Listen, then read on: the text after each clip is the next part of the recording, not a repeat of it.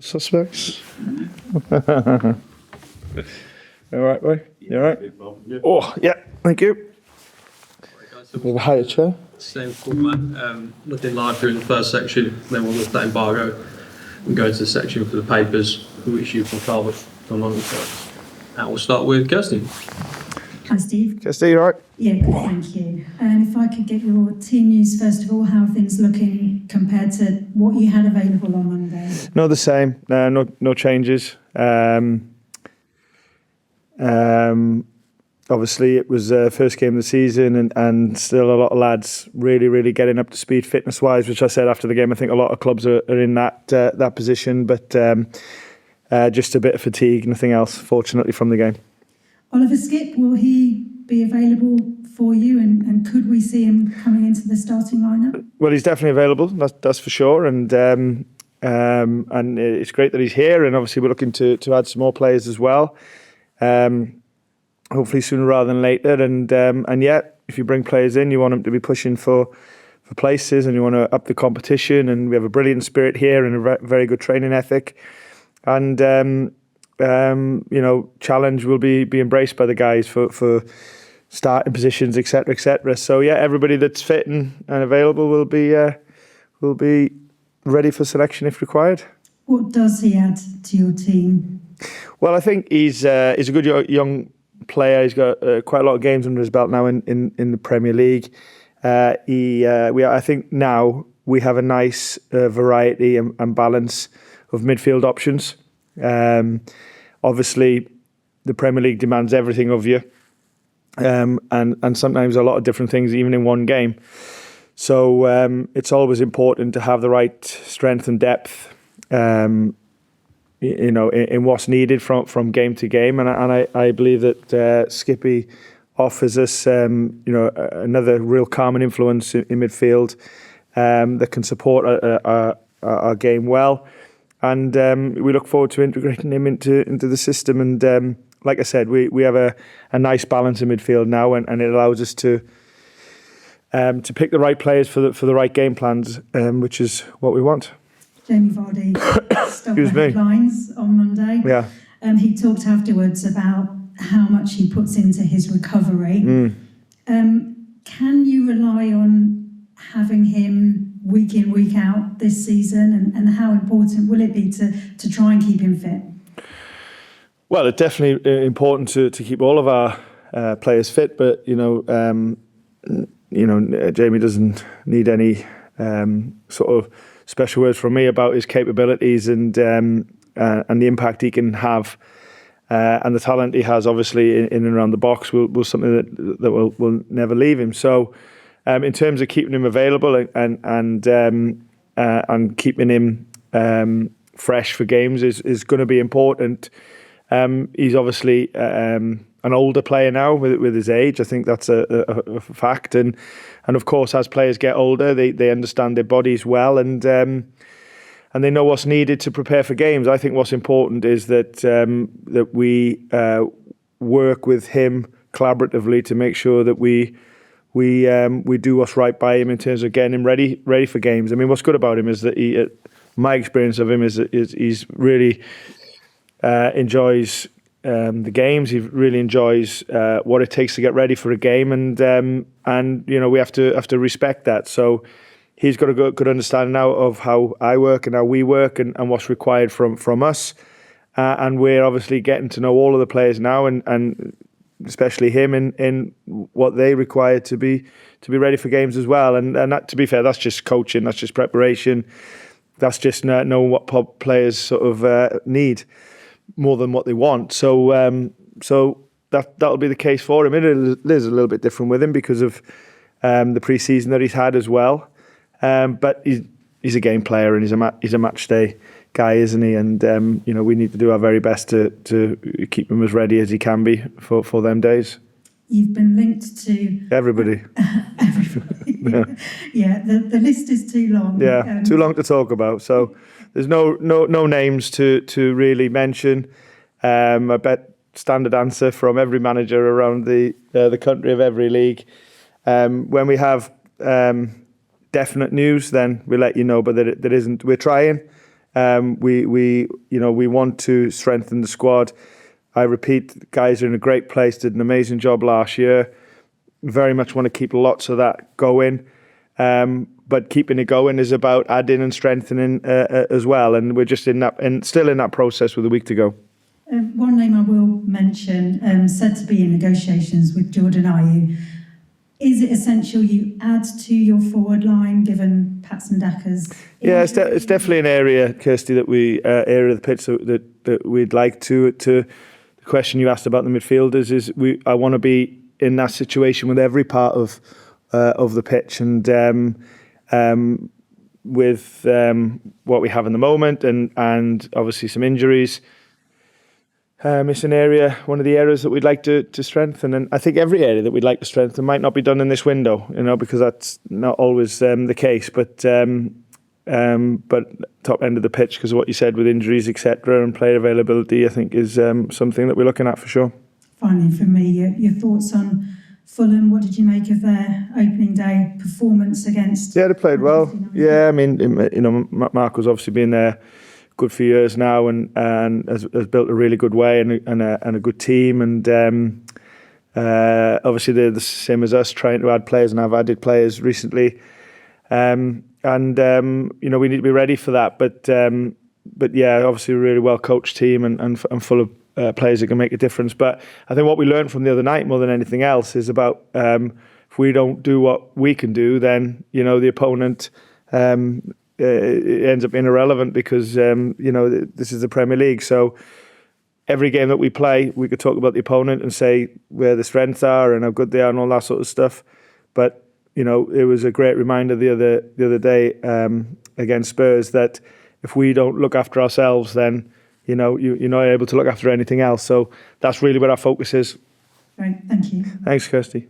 Let's go to Ivan from Premier Production. Hi, Evan. How are you? Hi, Steve. Good to see you again. You too, mate. You all right? Yeah. So you must have learned a lot from that opening game. What were your takeaways, especially perhaps the first 45 minutes, that you can take it to Fulham? Definitely, yeah. So there were a lot of learning. There always is a lot of learnings from the game, but I think you always got to bear in mind the context as well of a game, and with it being the first game back in the Premier League, and so like I said, post game there was some players making Premier League debuts and club debuts, and all of that can add to context to a team. Maybe a little bit of that showed in the first half, as well as playing against a really good team and maybe allowing them a little bit too much of the ball and too much respect, and so we just needed to be a lot braver in the second half, and that's on all of us, myself, the players. We're very much going to be the collective this year, and we just played with some good ambition and good intent in the second half. So the learnings from it is very much about what I just said to Kirsty: is look after yourself first and back yourself, believe in yourself, and do what you can do in terms of strengths, and then that will always be the main influence on our game is played out. I think a lot of belief will be taken from the second half, a lot of confidence, and we're really excited now about playing again. There's been a really good vibe here, really good spirits, and there has been all pre-season, but especially since getting that first game out of the way, and a fairly positive result. It's not, we want to be winning at home, of course, when we win in every game, but especially at home. But being a fairly positive result against a team that's talking about being at the top end of the league, then there's a lot of good to be taken out of it. But as I said post match as well, is we've also got to be not narrow-minded enough to make sure that we learn from the first half as well. And there's been more talk about that really than the second half in the game review and the players' opinion as well. So lots to reflect on, lots to learn from, lots to be encouraged by, and also you learn from the things that you didn't do well as well. And that's very much been the process, and is the process of how we get better and improve, because we really want to become a team now that can compete successfully week in, week out. Prior to games, we read a lot of stats about teams' performance historically against Team A against Team B. For you, it's Fulham this weekend, but maybe more relevant sometimes is how a coach perhaps is set up historically against another coach, because you carry that with you team to team, I guess. No, you might evolve. Not really. What's your experience against Marco Silva been, and does that have an impact?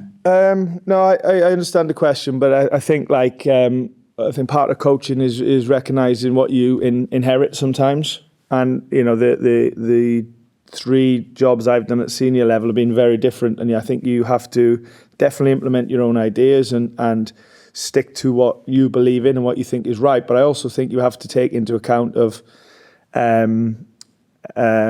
what's already here and what's already good, and try and sort of bring it all together in a way that's a mixture of sort of not breaking what might be good while implementing what's needed for the challenge ahead, but in a way that you believe in as well. And my ego hopefully isn't too big that I put myself before the club well, it isn't bigger than the club's objectives and the greater good of the club. That's always the most important thing.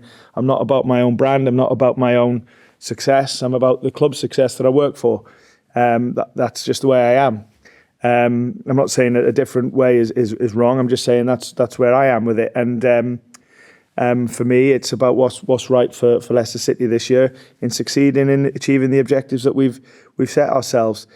Of course, that will be hopefully influenced by what I want and what I believe in, but it's also carrying on some good things that are really happening as well with the guys that are here.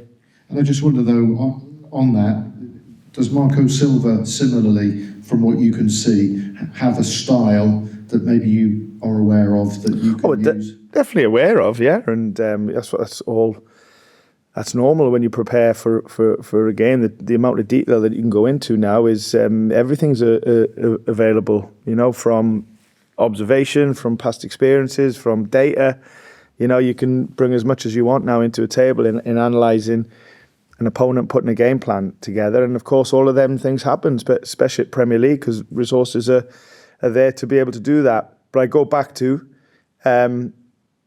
if you don't look after yourselves and you don't implement in our way, our style, our intentions, whoever we're playing against, then I don't think the game goes as you want it to go anyway. And that's really where our focus is. It's about really sort of becoming really good at what we want to be and how we want to go about it. And that's really where our focus is. We'll respect every opponent. Tough game on the weekend, of course, Premier League football. But if we don't go there with the ambition of this is how we play, then I think you give yourselves more of a chance of coming up short than succeeding. You had a very well documented rapport with the supporters at Forest. I'm guessing you'll want to build a unique rapport now here at Leicester. How's that going, and will you carry that with you and build on that this weekend? Well, you're probably asking the wrong guy how that's going. What I do know is I'm very much a guy that lives in the moment and looks forward. And once you commit to being part of something, then you have to give everything to it, and that's what I intend to do. Otherwise, don't accept to be part of something. So I'll just be myself. I'll be who I am. Like I said, for me, the greater good and the bigger purpose of the club that I work for is always the most important thing. And I just want to do my very best to succeed, or for the club to succeed while I'm here. And that's what I'm 100% committed to. Brilliant, thank you. Thank you, Ivan. Thank you. Good to have you from BBC Radio Leicester. Right on. Hi, Steve. How are you doing? Okay. Yeah, good, mate. You? Just going back to the transfer situation, and you said a moment ago that the club are trying to bring players in. How close are you to making that a reality at the moment? Do you know what? You could have asked me that question every day probably since I've been here, and I could give you the same answer. So, I think close, but we've been very close, been closer before, even as we feel today. So, we're really, really keen on getting some deals over the line. We're working hard, and like I said, if that happens, then great. But what I would say as well, if it doesn't happen, then we've got maximum belief and commitment to giving these guys everything as well, and that's really important. So if we can add some more players, then really, really good. If we don't, I think we will. But if we don't, then we'll absolutely be getting on with it and committing to reaching our objectives of this season. And we've got another week or so left, and let's see where it takes us. But whatever the situation is, come the close of the window, everybody will continue to be fully committed. As I said, anybody that comes in will be adding to a fantastic spirit, a group of players that very much want to succeed this year. Really enjoy being at the football club, and the staff of the same thought as well. So for me, it's all beneficial, whatever happens. We've spoken before about individual positions. I know you said it maybe wasn't necessarily about that, but more about the profile of attacking player that you want to bring in. I wonder what that actually looks like, the kind of profile of player that you think you need at this moment. Yeah, I mean, like I said, I think I'd rather sort of talk about that when deals are actually done, because if I say this is what we're after and it happens, then great. If it doesn't, then I don't want it to be seen as a negative, because as I said to you, we will give everything to the guys that, and we are giving everything to the guys that are here, but more importantly, the guys are giving everything to pushing each other as teammates, getting ready for the next game, training yesterday, for example, or the days after the Spurs game, the training ethic and the spirit was brilliant, and the level was brilliant as well. So we saw a group of hungry players the other day on the pitch. You saw lads come off the bench and give everything. But equally important to me is the guys who weren't involved. The training in the days after it was at the top level, and that's always a good sign. Jamie Vardy, as you talked about already, is clearly what he did on Monday night was admirable, and I just have to wonder whether you do have to be careful with him at any point, or whether actually at this stage you don't maybe have that choice because of your limited options in terms of strikers. Probably all of them things, but as I said to Kirsty in the outset, it's just about working together.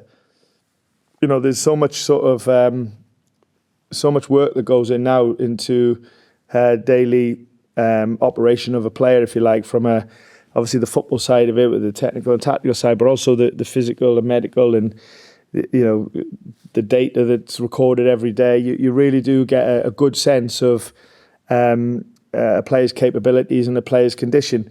And then with somebody like Jamie, because he understands his body and knows what it takes to be ready for a game, you have to listen to his opinion and his views as well, and that's very much what we're trying to do. But sometimes with an older player, you can talk about age, you can talk about maybe capabilities that not what they were at a younger age. But we're really positive about Jamie's capabilities, and I don't mean the obvious about his goal scoring and what he's been amazing at over his career. We're talking about like how fit he looks, how healthy he looks, how sharp he looks in training, and we're with his situation, if you like, of still going at his age. We're glass half full with it for sure. Looking ahead to Fulham this weekend, tactically, how do you view Marco Silva and the elements that you have to be wary of with his Fulham side? Well, as I said to Ivan, always a well set up team and a clear way of playing, and that is obvious when you look at a Fulham team over the last few years. So we've definitely gone up against a team that's been, most of it has been together a while, and they have good continuity and good connection. I know there's been some ins and outs like is normal, but the core of the team is still there.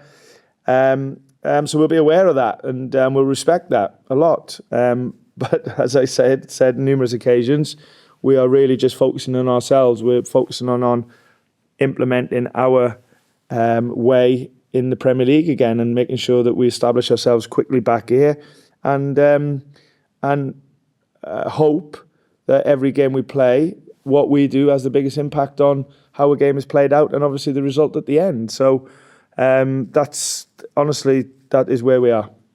So with that in mind, how important, I guess, is it to continue the fight and the hunger and everything, the quality that you showed in the second half yeah. from the start this weekend? Yeah, and also I think to show absolutely, we need to show that, but we also need to show how when the first half wasn't as we wanted it to be, we were able to change things and been able to not accept that, okay, this is how it is today. No, we need to put things right and do better. And, that's important as well, because you could go goal down, as we did the other night. You can be second best and you can have some bad luck. You can have a bad referee's decision, and you've got to be seen to be bouncing back even in games. And then when you do and you show all of them things that you just said, then you saw the atmosphere in the stadium, you saw the motivation in the team, you saw the togetherness, and we, as one on and off the pitch, became a really good unit. And that can end up being a really positive thing in terms of getting a good outcome in a game, and we've got to try and recreate that as much as we can. Steve, thank you very much. You too. Thanks, mate. You too. We'll finish this broadcast section with Phil from RTV Central. Hi, Steve. Hi, Phil. From RTV Central. Couple of questions. You mentioned that you've heavily strengthened the midfield and you're quite pleased with how the players you brought in on that. But is it always the forwards that are the ones that are tricky to nail down as you approach transfer? Look, they're the ones that are the hardest to pin down and commit. I would say so, yeah, in terms of how it's actually played out so far. I think I said after the Spurs game that we've been very clear about what we feel would be good to add to the squad, but there's not been any particular order in that being able to happen. Like I said, I think the week before, I was close to being convinced that we were adding 2 attacking players. And then they just didn't play out as we thought right at the end, and not through any fault of anybody or wherever. It's just the way it went. So that would have been a different order of positions of players coming in than maybe what it might be now. But we just have to take it as it comes. On a slightly different tack, I want to talk about Sven. You're an Eriksson, who was a manager here. Of course, a year ago back in the day, and sadly, as you're probably aware, he's been diagnosed with terminal cancer. Yeah, I'm aware of that. Yeah. I just wondered if you had any thoughts about him, because he's doing a documentary talking about maybe saying a sort of farewell to people. Yeah. And also, whether you met him, come across him, any thoughts about? No, I've not met him. Obviously, first of all, on behalf of the current sort of players and management, we send our best wishes and our love and support to him. Obviously, sad news of what you just said with his illness, and we really hope that, I'm sure he's fighting as much as he can. But no, obviously I've never met him, but I'm fully aware of that he was a manager here. I'm fully aware of his coaching career. I spent time at the FA as well, and came across the staff members and players that might have played with him, and you only tend to hear positive things, particularly as he was as a guy. Here's some really nice stories about how he dealt with people and how he was. Obviously, the coaching career will speak for itself, and you don't get to the level he did and do the jobs that he did without being a top coach. And I personally will always have respect for that, because I've had a small experience now how tough it is to work or within a top league like the Premier League. So huge amount of professional respect to him, and wishing him well in his fight against his illness. Thank you. Okay, guys, we'll end the broadcast section there.